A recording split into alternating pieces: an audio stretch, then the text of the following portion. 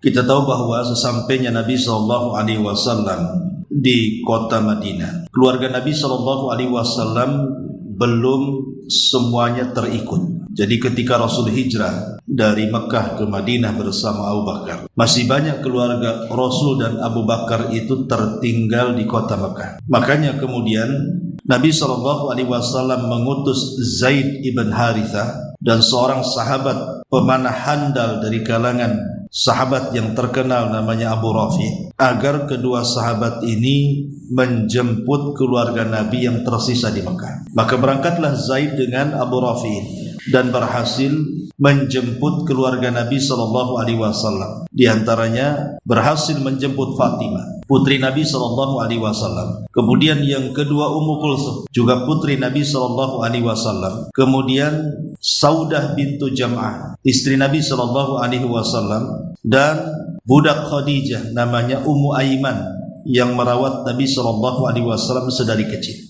Itulah 4 keluarga Nabi yang diselamatkan oleh Zaid dan Abu Rafi, kemudian dijemput dari Mekah ke kota Madinah. Adapun dari keluarga Abu Bakar Siddiq radhiyallahu anhu yang berhasil dijemput adalah pertama istrinya Ummu Rumah, kemudian yang kedua Aisyah Ummul Mukminin radhiyallahu anha, kemudian juga yang ketiga Asma putri Abu Bakar Siddiq radhiyallahu anha, dan juga Abdullah putra daripada Abu Bakar Siddiq radhiyallahu anhu. Inilah diantara keluarga Abu Bakar yang berhasil dijemput. Yang menarik adalah Asma putri Abu Bakar. Saat dijemput dia kan sedang hamil. Jadi Asma itu saat dijemput sedang hamil. Jadi ketika kemudian sampai saja rombongan Zaid ibn Harithah dan Abu Rafi yang menjemput 2 keluarga mulia ini sampai di Kuba. Kuba adalah pintu masuknya ke kota Madinah. Disinilah Asma merasakan bahwa dia akan melahirkan. Betul, akhirnya kemudian di Kuba inilah Asma melahirkan anak pertama dari kalangan muhajir, yang kemudian diberi nama Abdullah ibnu Zubair, karena ayahnya adalah Zubair ibn Awam. Makanya kemudian putranya diberi nama Abdullah ibnu Zubair yang kelak akan menjadi khalifah setelah kekuasaan Yazid ibn Muawiyah. Adapun dari kalangan Ansar, bayi yang pertama kali saat hijrah Rasul SAW yang lahir, yang dibawa ke hadapan Rasul adalah Nu'man ibn Bashir. Nu'man ibn Bashir inilah sahabat yang meriwayatkan yang halal itu jelas, yang haram itu jelas, yang tidak jelas itulah perkara syubhat. Itulah perawinya namanya Nu'man ibn Bashir. Jadi dari kalangan Ansar, orang yang lahir pasca Rasul hijrah adalah Nu'man ibn Bashir. Dari kalangan Muhajirin namanya Abdullah ibn Zubair, putra daripada Asma bintu Abi Bakar atau putra daripada Zubair ibn Awam, satu di antara 10 sahabat yang dijanjikan masuk surga dalam satu redaksi hadis. Ma'asyiral muslimat yang dimuliakan Allah Subhanahu wa taala, masalahnya jadi saat mereka hijrah dari Mekah ke Madinah, kita tahu bahwa Madinah ketika itu belum disebut kota Madinah, masih disebut kota Yathrib. Dan kota itu dipenuhi dengan wabah. Jadi banyak kemudian para sahabat, bahkan keluarga Rasul dan Abu Bakar terkena humma Yathrib, wabahnya penyakit Yathrib dalam bentuk demam. Dan demamnya Yathrib ini bisa mengakibatkan kematian. Contoh umpamanya ayahanda Nabi Abdullah, ayahanda Nabi SAW meninggal karena terkena humma Yathrib, demam Yathrib. Lah ketika para sahabat Nabi SAW itu hijrah ke kota Madinah, banyak yang terkena demam. Bahkan keluarga Abu Bakar itu semua terkena demam, termasuk Abu Bakar Siddiq radhiyallahu anhu, termasuk Bilal ibn Rabah. Lah karena ketika itu kan belum ada tarbiyah, seseorang menghadapi musibah itu apa yang harus diucapkan, sehingga ada di antara sahabat itu yang terkena humma Yathrib, demam Yathrib ini mengucapkan asal-asalan, seperti yang diriwayatkan dari Bilal sampai mengatakan, ya Allah, jangan kau wafatkan aku di kota Madinah, wafatkan aku di Mekah saja. Ya karena waktu itu belum ditarbiyah, padahal Madinah juga termasuk kota suci kan itu. Sampai ketika Abu Bakar Siddiq radhiyallahu anhu itu parah demamnya dan dikiranya akan membawa kepada kematiannya, Aisyah radhiyallahu anha sempat mempertanyakan soal kondisi ayahnya. Tetapi Abu Bakar Siddiq radhiyallahu anhu mengajarkan satu ucapan yang indah. Apa kata Abu Bakar? Kullu mri'in musabbahun fi ahlihi wal mautu adna min syiraki na'lihi. Setiap manusia terkadang mereka bersenang-senang di tengah-tengah keluarganya, padahal kematian sudah mengintipnya lebih dekat dibandingkan tali sandalnya. Abu Bakar mengatakan kepada Aisyah radhiyallahu anha, karena ketika itu memang sakit parah Abu Bakar. Makanya dia mengatakan kepada Aisyah, setiap manusia yang bersenang-senang dengan keluarganya, mereka tidak sadar kalau kematian mengintip dia jauh lebih dekat dibandingkan tali sandal. Ucapan Abu Bakar ini memberikan faedah kepada kita bahwa sewaktu-waktu kematian itu bisa menjemput kita. Tidak sahabat, tidak kita. Yang namanya kematian itu sebuah antrian. Boleh jadi kemarin si Anu, hari ini si Anu, besok pula kita. Makanya Abu Bakar senantiasa mengingatkan soal itu. Apabila ibu terkena musibah sakit yang agak parah kan begitu, maka haruslah seseorang itu mengingat kematiannya dan bertobat kepada Allah Subhanahu wa ta'ala. Tapi bukan berarti kemudian kalimat ini diucapkan saat ketika sakit saja. Toh banyak juga orang sehat juga bisa meninggal dunia. Karena mati itu sebuah keharusan, dan sebab kematian itu banyak sekali. Tidak mesti sakit, orang sehat pun bisa mati. Intinya bahwa ketika melihat banyak para sahabat yang kemudian mengeluh karena huma Yathrib, karena wabah Yathrib yang mengakibatkan demam tinggi, mereka mendatangi Nabi SAW. Apa yang harus mereka lakukan? Maka Nabi SAW mendoakan Madinah ketika itu agar jangan sampai ada wabah lagi. Bahkan meminta kepada Allah agar dipindah ke Jufa, dan agar kemudian hawanya, suasananya itu dibuat suasana sehat. Jadi Rasul minta kepada Allah agar Madinah diberkahi, kemudian oksigennya juga menyehatkan, kemudian wabahnya dipindah ke Jufa, kemudian diberkahi sok dan juga moodnya, dan Allah Subhanahu wa ta'ala kabulkan. Dari situ kemudian Madinah menjadi kota yang bersih, cuacanya juga sehat, tidak ada penyakit, dan menjadi kota Madinah At-Thayyibah,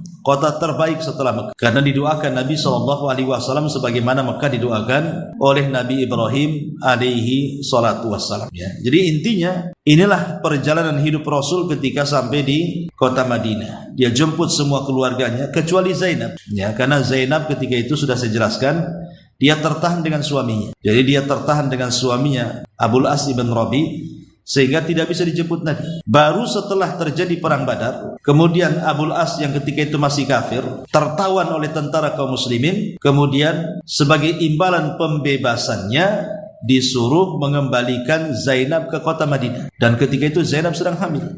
Lah rupanya salah teknis. Harusnya Abul As ibn Rabi ini mengembalikan Zainab di malam hari, dia kembalikan di siang hari, sehingga terlihat oleh para pembesar Quraisy. Mereka marah, kemudian menghadang dengan beberapa orang pasukan karena ketakutan Zainab akhirnya keguguran. Maka keguguranlah Zainab. Lah sebab keguguran itulah ketika dia sampai di kota Madinah dia sering sakit-sakitan, dan akhirnya sakit-sakitan itulah yang membawa kematian Zainab, yang membuat Abul As ibn Rabi kemudian sedih setelah masuk Islamnya. Akhirnya setahun setelahnya Abul As suaminya menyusul kematian Zainab. Sampai para ulama mengkisahkan bagaimana kisah kesetiaan seorang Abul As ibn Rabi terhadap istrinya Zainab dan kesetiaan Zainab kepada suaminya. Lah setelah kemudian Nabi SAW datang ke kota Madinah, maka kita tahu bahwa rumah yang pertama kali disinggahi adalah rumahnya siapa? Abi Ayyub Al-Ansari, yang sudah kita jelaskan. Kenapa rumah Abi Ayyub Al-Ansari? Karena ada sejarah. Ya. Dahulu di Yaman itu ada satu raja namanya Tuba al-As'ad.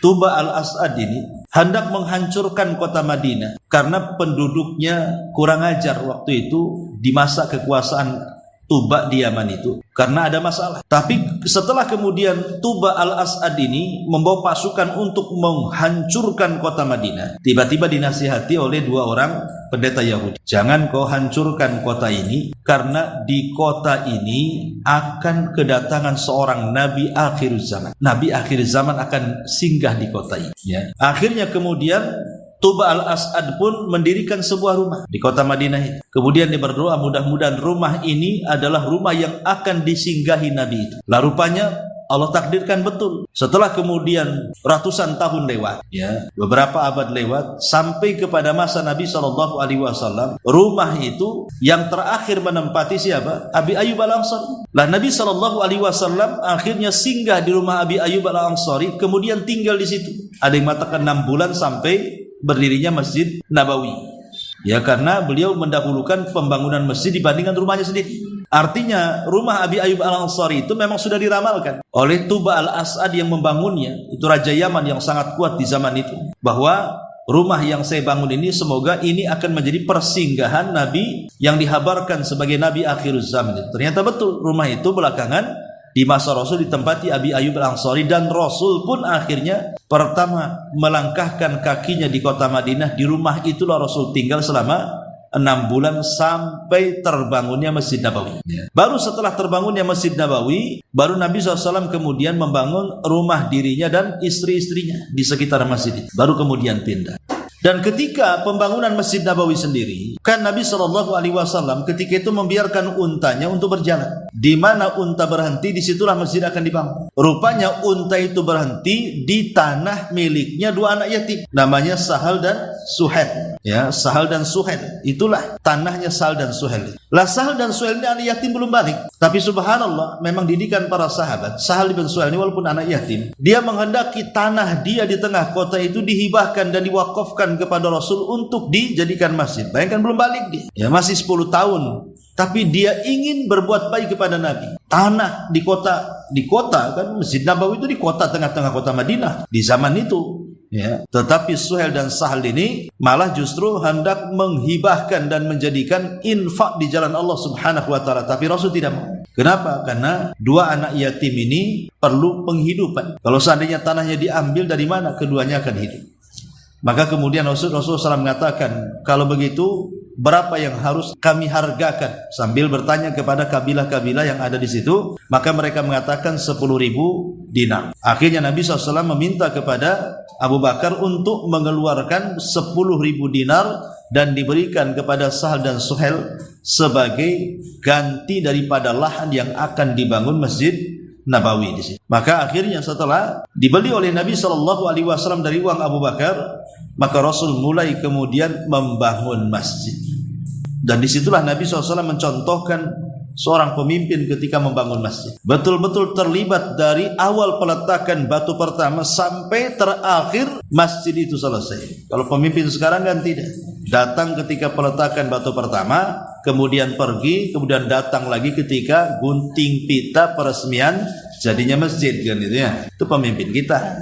Jadi Nabi SAW tidak dari awal sampai akhir bekerja. Sampai ada kasus yang menarik adalah ketika ada seorang sahabat namanya Ammar ibn Yasir. Ammar ibn Yasir ini kan kuat orangnya. Orangnya kuat, kekar gitu ya. Yang biasanya sahabat itu manggul bata itu mungkin 2-3 bata, dia bisa sampai 5-10 bata dipanggul di bahu dia. Saking kuatnya Ammar ibn Yasir. Sampai satu hari, jadi sahabat sengaja meletakkan lebih banyak lagi batu di punggungnya. Jadi Ammar ini merasa keberatan sampai mengatakan, "Jangan kau letakkan batu itu, apakah engkau akan membunuh?" Maka Rasul mengatakan, "Tidak wahai Ammar, mereka tidak akan membunuh." Kenapa? Karena yang akan membunuhmu adalah pasukan pemberontak. Engkau akan dibunuh oleh pasukan pemberontak. Tentu kalimat Nabi SAW ini kan, karena di zaman ini kan terucap. Siapa pemberontak di sini maksud? Baru terjadi setelah kekuasaan Abu Bakar lewat, kemudian Umar lewat, kemudian Utsman lewat.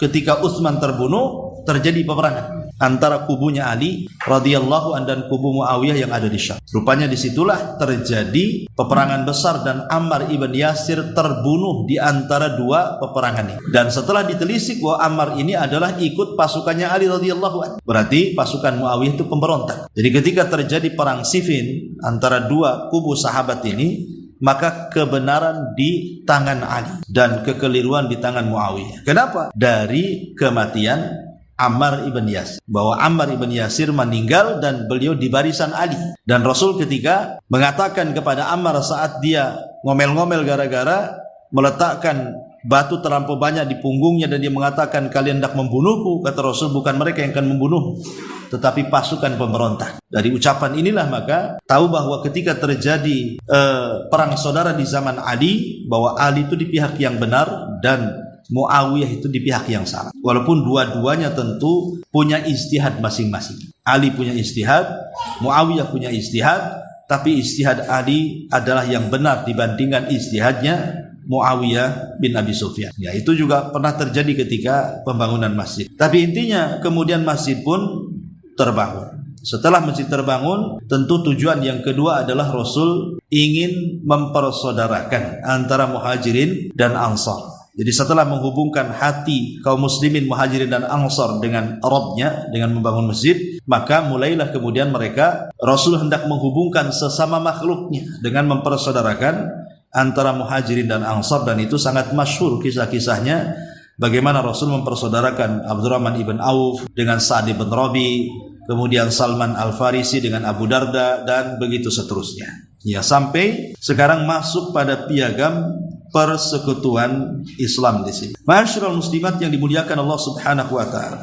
Kita tahu bahwa setelah Nabi SAW hijrah dari Mekah ke Madinah, dua kabilah besar dua-duanya masuk Islam, baik Khazraj ataupun Aus. Dan itu membuat khawatir orang-orang Yahudi. Karena bagaimanapun Khazraj dan Aus itu kan mayoritas. Ya, kalau sampai kemudian mereka berperang melawan orang-orang Yahudi yang sebenarnya sesama Yahudi kan saling bermusuhan. Ya, jadi sesama Yahudi baik Bani Kunaiko, Bani Nadir, Bani Quraidah itu saling musuhan satu kabilah dengan yang lainnya. Akhirnya kemudian ketika mereka tahu bahwa kekuatan kaum muslimin semakin merajalela karena dua kabilah yang selama ini mereka bermusuhan semuanya masuk Islam dan bersatu. Kemudian kedatangan orang-orang Mekah juga yang membawa kekuatan di kota Madinah, maka bagaimanapun itu menjadi perhitungan orang-orang Yahudi. Mau tidak mau orang Yahudi harus tunduk kepada kaum muslimin. Makanya Rasul mengajak berdamai kepada mereka dan mengatakan kalau jalan yang kita lalui adalah jalan yang sama, sumur yang kita ambil airnya adalah sumur yang sama, pasar yang kita berjual beli adalah pasar yang sama. Kenapa kita harus berperang? Kita berdamai saja, saling melindungi kota Madinah dan kita buat sebuah negara berbasis kota. Akhirnya terbentuklah sebuah negara berbasis kota yang memimpin Rasul langsung. Dari situlah kemudian terbentuk satu piagam yang kemudian piagam itu disebut dalam sejarah sebagai piagam Madinah. Piagam yang menyatukan antar umat beragama yang hidup rukun di tengah kota Madinah dan saling melindungi satu dengan yang lainnya. Apa bunyi piagam itu? Di sini disebutkan ya pada halaman 260. Yang pertama, bahwa mereka adalah satu umat yang berbeda-beda dengan umat yang lain. Yang kedua, golongan Muhajirin dari suku Quraisy tetap pada kelompok mereka. Satu sama lain saling bahu-membahu dalam membayar diat ganti rugi atas pembunuhan dan menebus wanita mereka, tawanan mereka dengan cara yang ma'ruf dan adil di antara sesama kaum muslimin. Dan setiap kabilah Ansar tetap pada kelompok mereka. Setiap kelompok saling bahu-membahu dalam membayar diat mereka.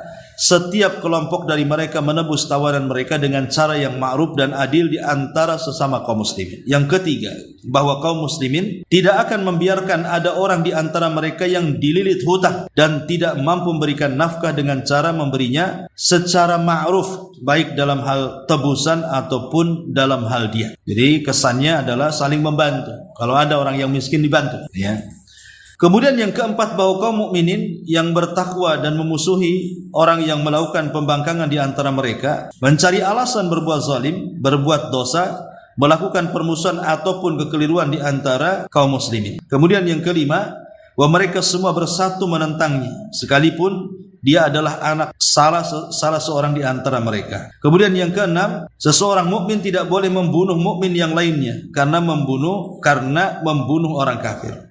Kemudian yang nomor 7, tidak menolong orang kafir untuk melawan orang mukmin. Tidak boleh menolong orang kafir untuk menyerang orang yang beriman. Kemudian yang nomor 8, jaminan perlindungan Allah itu adalah satu kesatuan dan dapat diberikan kepada mereka sekalipun orang yang paling rendah di antara mereka. Jadi artinya kalau ada yang meminta perlindungan walaupun kepada orang yang miskin, maka tetap harus dilindungi. Contoh umpamanya ada orang kafir Mekah, dia punya saudara di Madinah, tapi saudaranya sudah muslim dan mungkin saudaranya yang muslim ini bukan pejabat, dia rakyat biasa, tapi dia memberikan jaminan keselamatan, maka satu kota Madinah yang muslim wajib memberikan jaminan keamanan, walaupun yang menjamin orang miskin. Pada negeri kita sekarang kan yang jamin orang kaya gitu ya, orang miskin nggak bisa jamin ya. Orang masuk penjara kalau nggak punya uang nggak bisa jamin. Jadi kalau di dalam Islam yang terendah pun bisa jamin, itu maksudnya. Kemudian yang nomor 9, bahwa orang Yahudi yang mengikuti kami maka dia berhak mendapatkan pertolongan dan perlakuan yang sama, tidak terzalimi dan tidak pula tertindas. Siapapun Yahudi yang tergabung dalam perjanjian ini, kalau dia diserang musuh, maka orang Islam akan ikut membantu. Yang ke-10, bahwa kondisi damai bagi kaum muslimin adalah satu kesatuan. Tidaklah seorang mukmin mengadakan perdamaian tanpa mukmin yang lainnya di dalam perang di jalan Allah, kecuali mendapatkan hak dan keadilan yang sama di antara mereka, adanya kesamaan hak. Kemudian yang nomor 11, bahwa kaum mukminin sebagian mereka dapat menolak sebagian yang lain berkaitan tanggungan darah mereka di jalan Allah Subhanahu wa taala. Kemudian yang nomor 12, bahwa orang musyrik tidak boleh melindungi harta ataupun jiwa orang Quraisy dan tidak boleh menghalangi seorang mukmin terhadapnya. Tidak boleh orang Quraisy kalau menyerang, tidak boleh walaupun sesama musyrik melindunginya ya. Kemudian yang nomor 13, bahwasanya siapa yang membunuh seorang mukmin yang bersih dari perbuatan kriminal dan kejahatan lain yang membolehkannya untuk dibunuh, maka dia dikisas hukuman mati atas hal itu, kecuali bila wali korban terbunuh merelakannya atau memaafkan. Kemudian yang nomor 14, bahwa orang yang beriman seluruhnya menentang pelaku tersebut dan tidak halal bagi mereka kecuali menegakkan hukum atas orang yang bersangkutan, qisas ya. Kemudian nomor 15, bahwa tidak boleh bagi seorang mukmin menolong orang yang berbuat bid'ah dan memberikan perlindungan padanya, dan sesungguhnya setiap yang menolong atau memberikan perlindungan kepadanya maka dia akan mendapatkan laknat dari Allah dan murkanya pada hari kiamat. Kemudian nomor 16, bahwa dalam hal apapun kalian berselisih berbeda-beda pendapat, maka ia harus dikembalikan kepada Allah dan Rasulnya. Jadi dan banyak lagi inti daripada perjanjian ini. Intinya bahwa perjanjian ini berdasarkan hukum Islam. Jadi perjanjian Piagam Madinah ini berdasarkan hukum Islam, walaupun di dalamnya ada orang-orang Yahudi. Jadi orang Yahudi mau tidak mau mereka harus mengikuti perjanjian ini.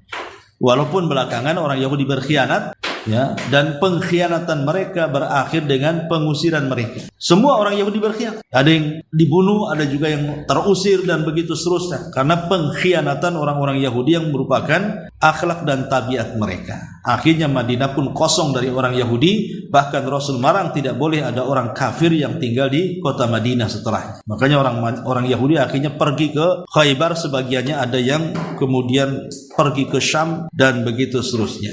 Ya, intinya bahwa Nabi SAW berhasil membuat perdamaian yang selama ini dicari-cari orang-orang Muhajirin dan orang-orang Ansor, Ansor yang ada di Madinah. Dengan kedatangan Rasul menyatukan dua kabilah yang selama ini ratusan tahun bermusuhan. Muhajirin dan Aus itu kan bermusuhan tuh.